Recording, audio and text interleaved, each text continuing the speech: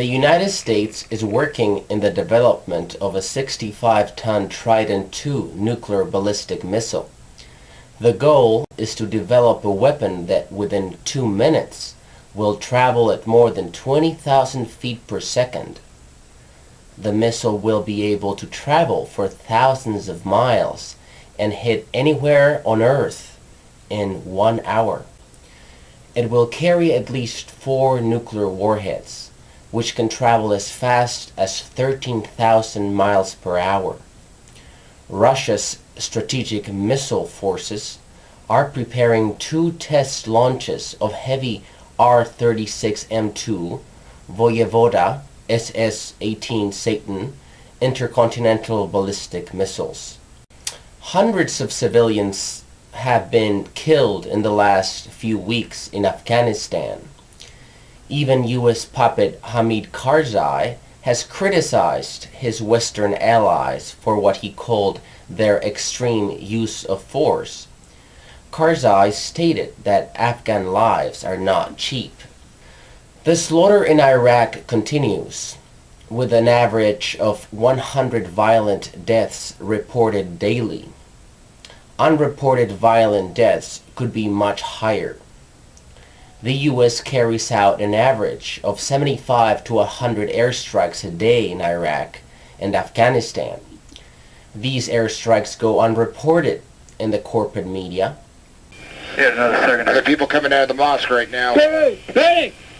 Secondary. Nice secondary. Vehicles, people Guys are can't going to leave. town, man. At least 10,000 troops have been deployed around Diyala province in Iraq. According to the Johns Hopkins study released in July 2006, the U.S. was responsible for most of the known violent deaths in Iraq. The study showed that there had been over 600,000 violent deaths in Iraq since the beginning of the illegal U.S. invasion in 2003. The war has created millions of refugees struggling to get asylum in countries like Jordan and Syria. A recent article in the London Guardian described how at least 50,000 refugee women had become prostitutes. According to a UN study, the number of deaths due to disease and malnutrition has doubled since the U.S. invasion, in spite of the lifting of the U.S.-led sanctions on Iraq in the 1990s, which killed over 1 million Iraqis, mostly children. The U.S. and Israel continue to instigate internal conflict in Palestine between the democratically elected Hamas government and the U.S.-backed Fatah. Fatah's leader, Abbas, dissolved the elected Hamas-led parliament after Hamas forces seized control of Gaza.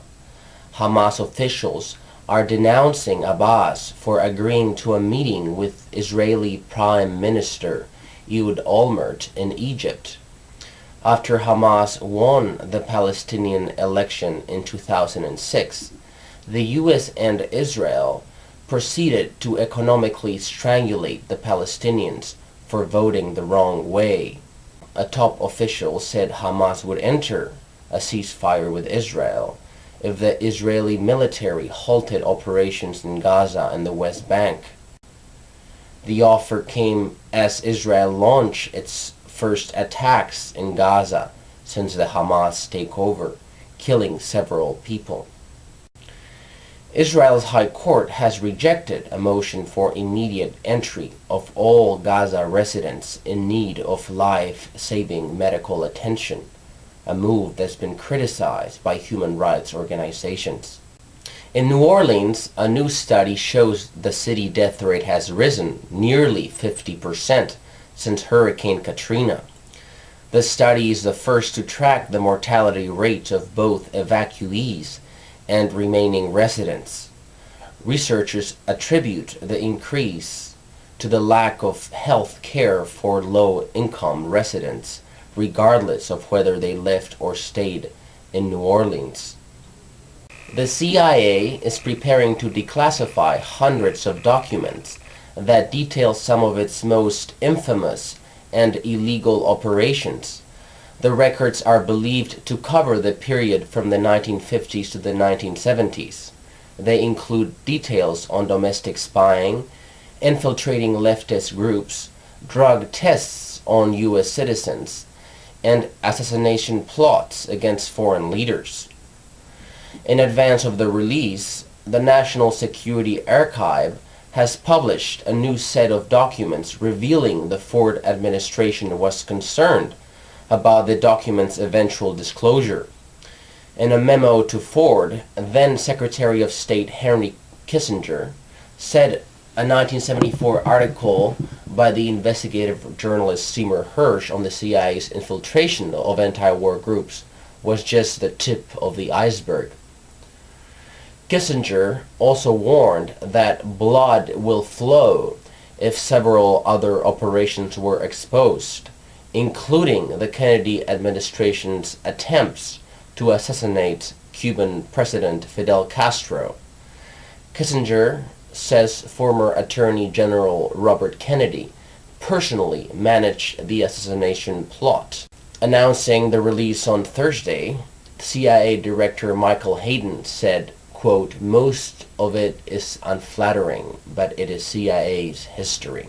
The struggle against profit-seeking totalitarian institutions continues. For example, in South Korea, thousands of farmers gathered in Seoul to protest a pending agreement with U.S. corporations. In Halifax, Canada, there were anti-G8, anti-corporate globalization protests. In Nigeria, unions called off their strike, but only after the government agreed to freeze fuel prices for a year. The strike in Africa began Wednesday, shutting schools, banks, most government offices, and large businesses. Many cases of police repression were reported. The corporate media continued to whitewash police violence and to describe opposition to anti-democratic profit-seeking institutions as anti-free trade or anti-globalization. In fact, most protesters are in favor of free trade and world integration, that is globalization, but by democratic economic institutions, not by corporations. This kind of reporting is to be expected. The corporate media are closely integrated with the government. They maximize profit for their stockholders by selling affluent audiences to advertisers and relying on cheap government handouts.